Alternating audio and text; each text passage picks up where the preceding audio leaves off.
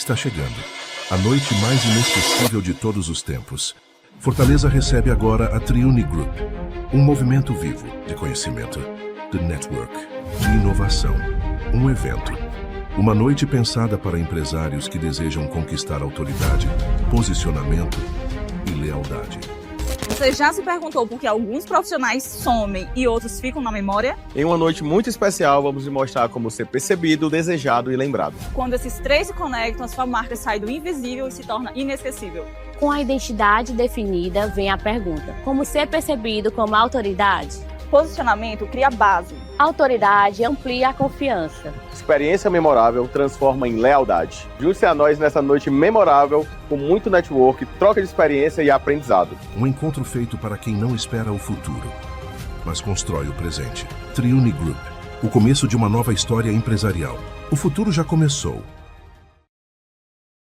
Que tal cuidar da sua saúde sem sair de casa? O Mais Saúde Ceará leva atendimento médico, informação e apoio para o seu bem-estar. Agora você pode renovar sua receita médica de forma 100% gratuita, com toda a praticidade e segurança. Receitas para diabetes, pressão alta, transtorno do espectro autista, TDAH, ansiedade ou depressão. Tudo isso com atendimento no conforto da sua casa. Quer saber mais? Entre em contato conosco.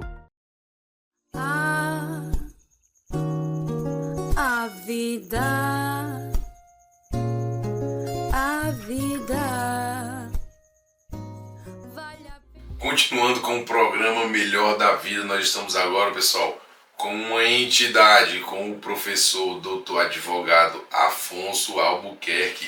Ele é doutorando, ele é mestre em ciências constitucionais e doutorando em ciências jurídicas sociais. Com uma grande satisfação que nós recebemos isso aqui, doutor. Igualmente, a satisfação é minha. E ele, pessoal, também ele é autor de um livro, Desafio da Mulher na Política, a subrepresentatividade. Pessoal, esse é um tema muito valioso. Você, mulher, você, homem, precisa estar atualizado sobre isso. Exatamente. É um tema de suma importância trazer a discussão. É interessante que a gente passou agora por uma eleição, a eleição de vereador. Nós tivemos os três maiores candidatos proporcional de vereadores, candidatos a vereador. O primeiro é um homem e as duas em sequência, segundo e terceiro lugar, eram mulheres, não é isso? Mas como é que o senhor vê aí esse cenário da mulher na política, principalmente na candidatura?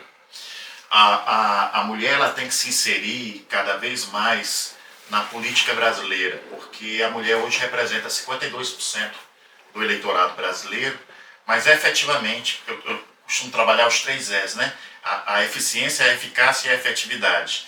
E efetivamente a mulher não tem chegado, né, na eleição com a mesma proporção de que ela é eleitora. Ou seja, a capacidade eleitoral positiva, né, de eleger, ela não consegue corresponder ao número de cargos. Então, daí a palavra subrepresentatividade, a mulher não alcança. Então é 17%, 18% contra 52%. E aí nós temos que entender qual é o processo, o que é que gera tudo isso. Existe uma questão cultural. Sim, existe uma questão cultural. A questão cultural vem da própria cultura do patriarcado, né? O Brasil colônia, né? Ele forma uma estrutura concentrada no poder do pai, no poder do homem, né? E aí nós temos que destacar que a cultura do patriarcado ela gera três ocorrências, né? Que é o machismo, o sexismo e a misoginia. Então isso acontece porque historicamente, culturalmente, desde a Grécia, nós dizemos, a Grécia é o berço da democracia. Mas que democracia foi essa se era sustentada numa base escravista e se a mulher não tinha o poder de falar? Os banquetes, né, não tinha participação de mulheres. Daí Aristófanes, né, ter feito a comédia As Nuvens, que satiriza, né, a não participação das mulheres. Lá, mulheres se fantasiam de homens para irem ao banquete para saber o que é que acontecia. E a mulher lá na Grécia tinha um gineceu, era o lugar que ela devia ficar. O que aqui no Nordeste se traduziu de que mulher, lugar de mulher na cozinha. Né? Então essa estrutura patriarcal que foi mudada no Código Civil de 2002, né, que traz o poder familiar, ela sustentou, né, primeiro, uma ideologia, que é o machismo. Né?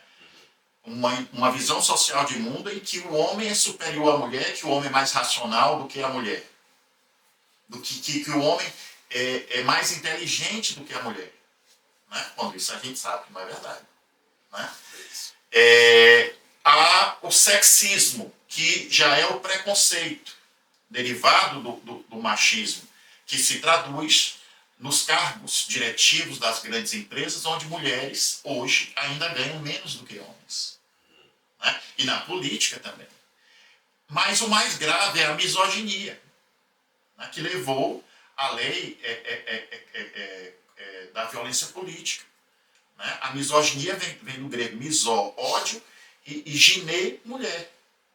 Então, é o ódio à mulher pelo fato de ela ser mulher, é o ódio à mulher pelo gênero. E isso gera a difamação, isso gera o bullying digital, isso gera a perseguição, stalker, isso gera o feminicídio. Né? E mulheres têm sido mortas aí ao longo do tempo. Perfeito.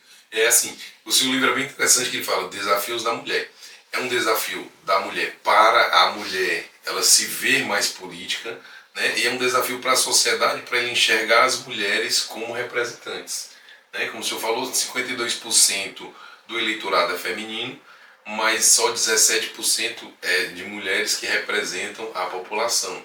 Então, é um desafio para que as mulheres se sintam mais representantes, né? Se sintam parte do processo, e também para que as mulheres eleitoras entendam as mulheres como possíveis representantes de si e da sociedade.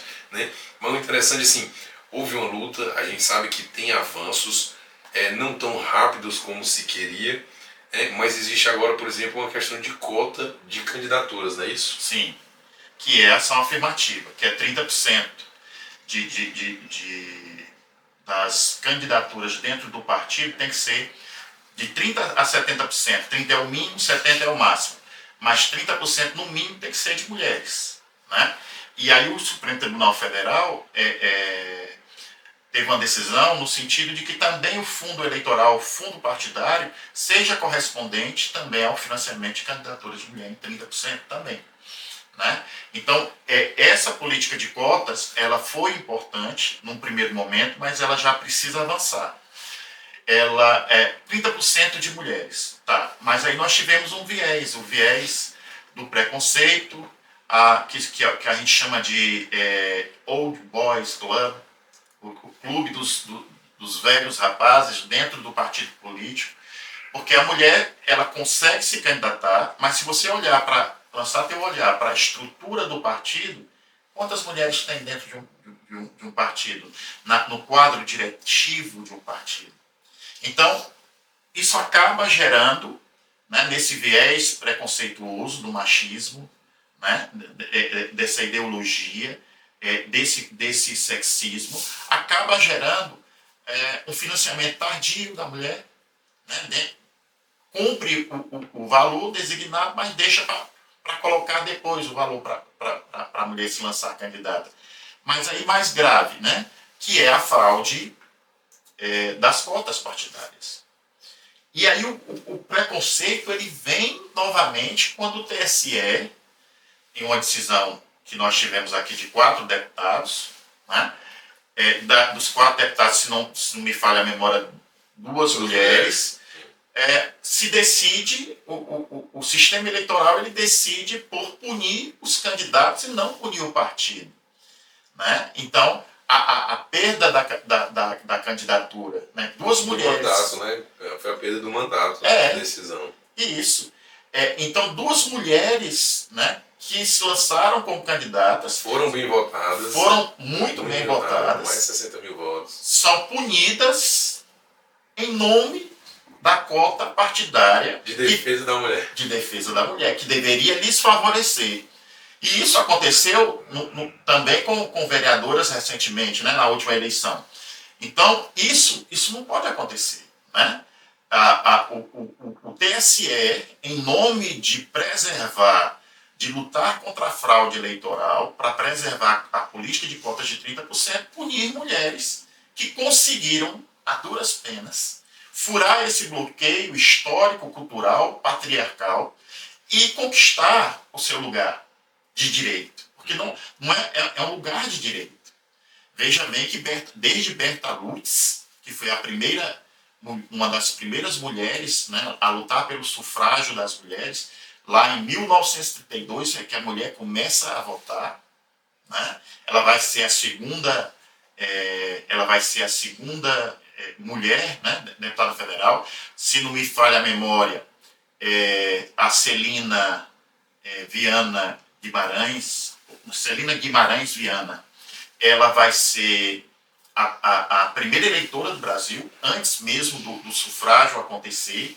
A Alzira, ela vai ser a primeira deputada, a Alzira Queiroz, ela vai ser a primeira mulher deputada federal no país. Isso lá na década de 30. Então vejam bem que a mulher, ela vota há muito pouco tempo. E ela se candidata há muito pouco tempo, de 30 para cá. Então é preciso avançar nessa política de cotas. É interessante, doutor, no cenário político eu vejo muito assim, uma pessoa que se destaca no social, por exemplo, eu tenho uma associação relevante que entrega serviços ali para a população, ela acaba se sentindo uma representante e tenta galgar a um vereador, a um cargo de vereador ou de conselheiro tutelar. Né? E aí seria uma entrada na política, na teoria, seria uma entrada na política o associativismo ou a liderança em uma associação. E aí a gente vê que dentro do social, a grande maioria dos presidentes ou das presidentes dessas associações e institutos são mulheres. Mulheres tendem a cuidar mais, a se dedicar ao cuidado, mas elas não se tornam vereadoras, elas não se tornam deputadas, elas param ali e continuam cuidando nas associações, como se elas preferissem apoiar homens nesses cargos do que se lançar. O senhor vê algum cenário possível de construção para que essa mulher se torne uma candidata mais forte ou até tenha uma preservação ali, um cuidado maior para a vaga e não para a candidatura? Essas mulheres, na verdade, sem perceber, elas estão reproduzindo a cultura do patriarcado. Né? Teve até um filme recente, que foi o Barbie, né? Que apesar de muita gente considerar bobinho, mas ele falou do bem estereotipado, né? da Barbie estereotipada e da cultura do patriarcado ali de fundo. Ele falou da Martel, né? e da questão dos diretores executivos serem todos homens. Então, as mulheres muitas vezes estão envoltas nessa cultura. Afinal, cultura é o conjunto de realizações materiais e não materiais que nós compartilhamos em sociedade. E às vezes está introjetado em nós. Mulheres tendem a dizer, não, é um preconceito muito comum, né? Disfarçado. Mulheres são frágeis e por isso devem ser protegidas. Então, isso aí, na verdade, você não está enaltecendo a mulher, você está diminuindo a mulher, né? Enquanto expressão da sua força. Né? Essas mulheres que ficam nas associações e não avançam, elas reproduzem muitas vezes aquele preconceito de que o homem, que lugar na política é do homem. Ainda tem muito isso, principalmente no Nordeste. Se nós formos olhar, hoje no Nordeste, nós temos 7 senadoras e 22 deputadas federais. Né? Apenas. Né? Nós tivemos poucas mulheres, quando a gente vai para a raça e vai para a etnia, poucas mulheres negras, né? Poucas mulheres indígenas. A primeira mulher negra foi a Benedita da Silva. Né? A primeira indígena eleita foi a Joênia Wapichana. Né? E de lá para cá, nós temos muito poucas mulheres. Hoje, quantas deputadas nós temos aqui no estado do Ceará? 2, né? Se não me falha a memória. Deputado estadual? Deputado federal. São duas. Se não me falha a memória, são duas. Né? Uma é a Daiane Bittencourt, a outra é a Luiziane Lins. Exato. São duas em polos opostos, o que é interessante. Né?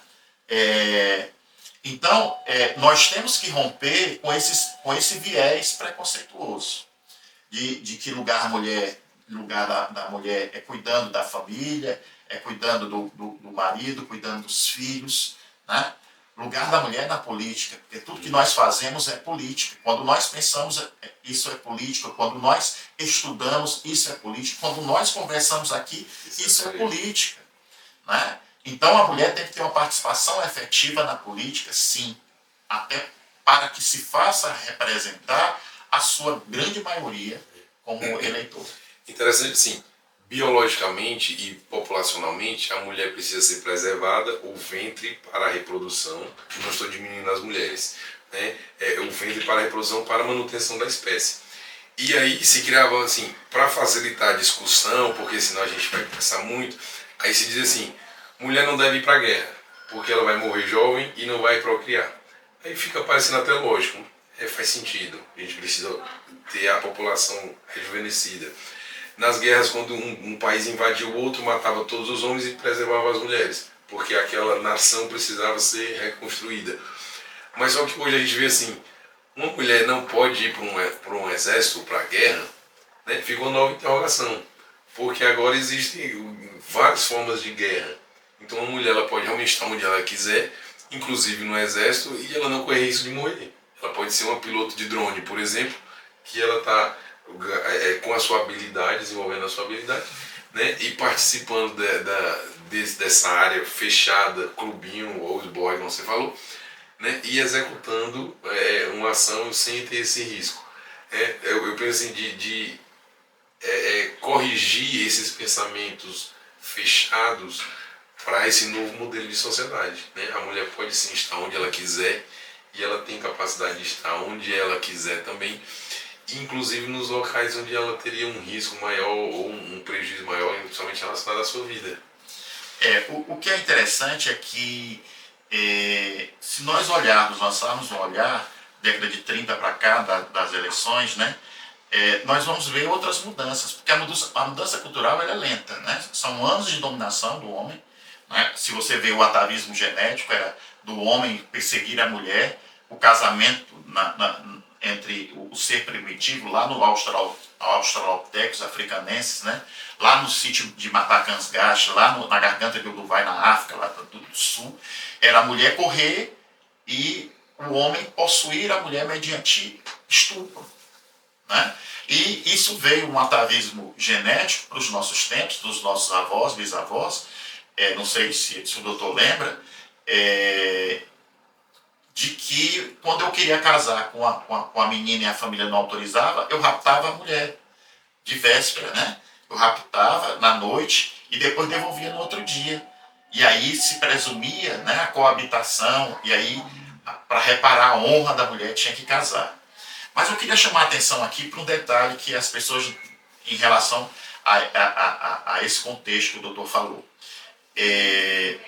Na Constituição Civil. A mulher na Constituição Civil ela só entrava para fazer o quê? A faxina. Aí depois colocaram a mulher como para fazer o rejunte, né, entre um piso e outro. E viram que ela é mais perfeita nisso aí. E aí depois a mulher estava exercendo o cargo de pedreiro.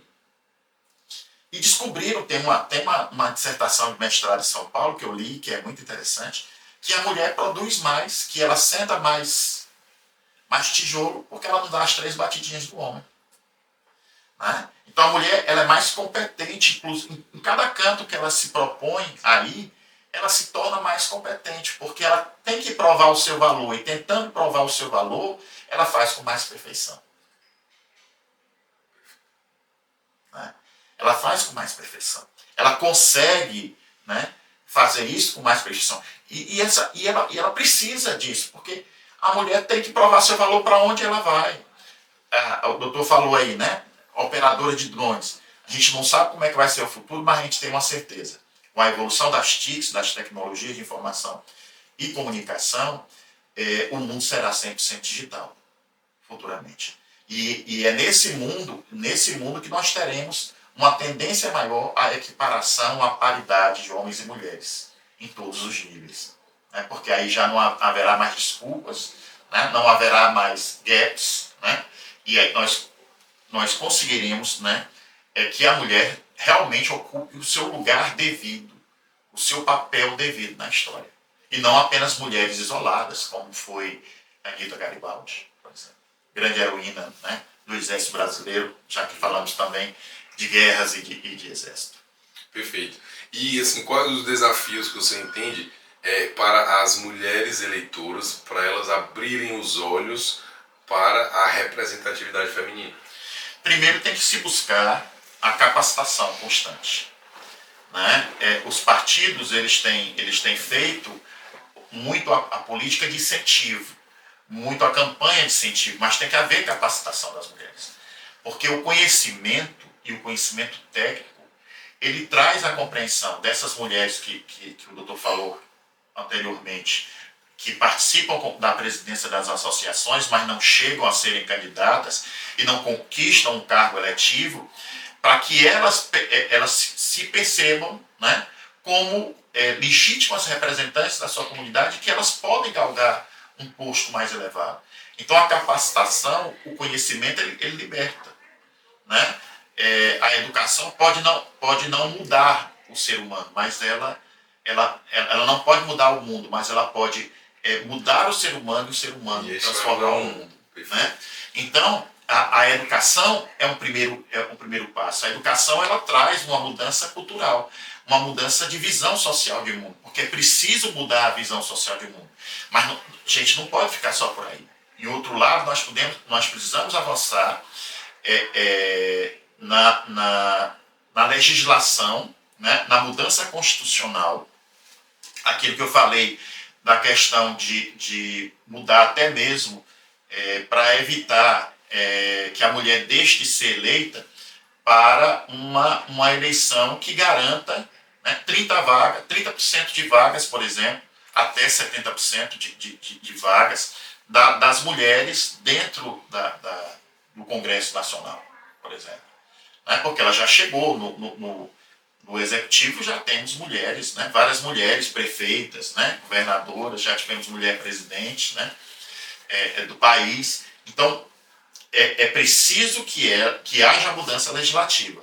Para quê? Para sair da política de cotas, né, para garantir a política de vagas efetivas. Né? Então, esse é um viés. Talvez até criando um sistema partidário fechado, né? Uma lista fechada, onde eu elejo o partido e não eleja candidatos em si. E ali dentro daquele partido, 30% daquelas vagas tem que ser obrigatoriamente mulheres, de 30% a 70%, ou de 30% a 100%. Né? Ou seja, mas no mínimo, garantindo um mínimo legal, que seria de 30%. Pessoal, e esse foi Afonso Albuquerque, com esse tema muito interessante. Então você, mulher, você precisa se levantar.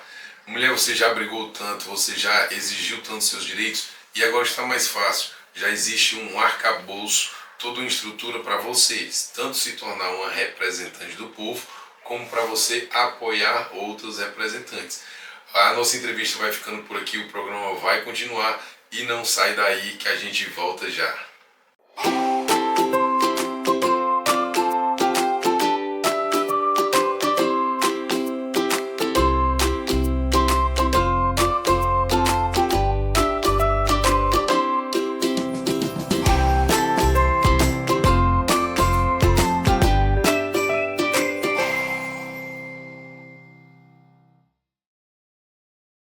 A Vita Plus surgiu para cuidar da sua saúde com qualidade e praticidade. Você não precisa mais sofrer com deslocamentos e exposição a ambientes hospitalares. Atuamos em todo o estado com a missão de garantir a você acesso a um serviço de saúde com qualidade, com o máximo de comodidade e segurança, buscando sempre a excelência.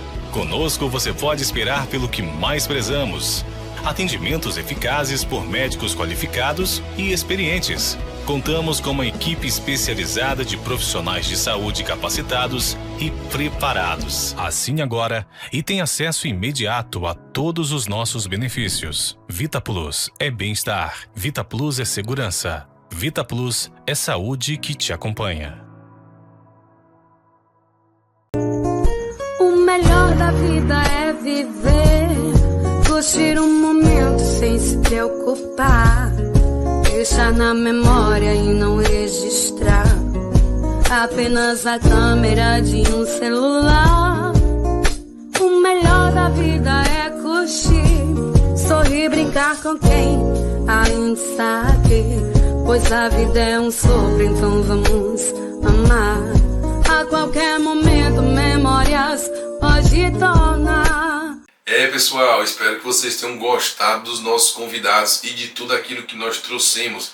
Trouxemos uma experiência de vida para você, mulher, se espelhar e também informações de como você pode mudar a sua vida, se levantar, se posicionar. E claro, o nosso grande estudioso no assunto, mostrando um panorama sobre os desafios da mulher na representatividade da política. Pessoal, infelizmente o programa está acabando deste sábado, mas nós vamos continuar nas redes e segue a gente, acompanha a gente no Instagram, no YouTube, nas nossas redes oficiais e nós estaremos aqui de volta no próximo sábado.